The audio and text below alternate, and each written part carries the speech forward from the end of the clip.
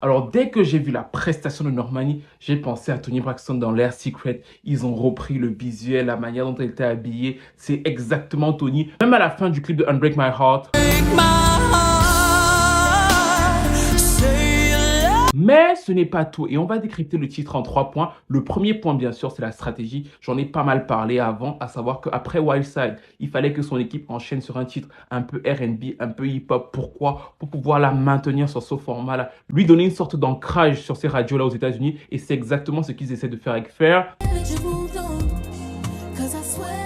Maintenant, au niveau de la chanson en elle-même, je trouve que le titre est sympa, mais il manque d'intensité et ça, c'est le produit de son air. La mélodie du premier refrain est plutôt bonne, la mélodie du second refrain est plutôt bonne, le refrain me semble un peu moyen, mais bon, à la limite, ça peut passer. Ce qui est vraiment frappant dans cette chanson, c'est comment elle se termine. On a un couplet, on a un refrain, on a un couplet, on a un refrain et ça s'arrête là. C'est comme si tu es en pleine route et ta voiture cesse brutalement de fonctionner.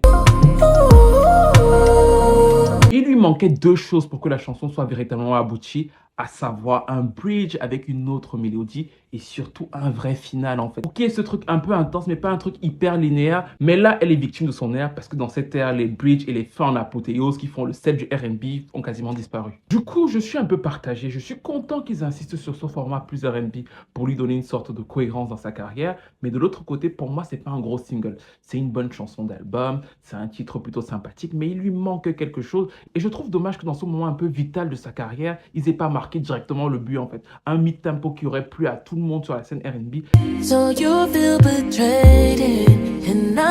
Et j'ai juste peur pour elle que si ça marche moyennement, ils abandonnent la zone R&B et on la renvoie en pop avec Calvin Harris, ce qui va encore une fois complètement déphaser son public, sachant que ça fait quand même plusieurs années et qu'elle n'a toujours pas d'album. Elle est très jolie, certes, elle vient de Fifth Harmony et tout ce genre de choses, mais elle n'a toujours pas d'assise claire. Et dans l'optique d'une carrière solo de premier plan, c'est vital. Aimez-vous la chanson et que pensez-vous du marketing autour?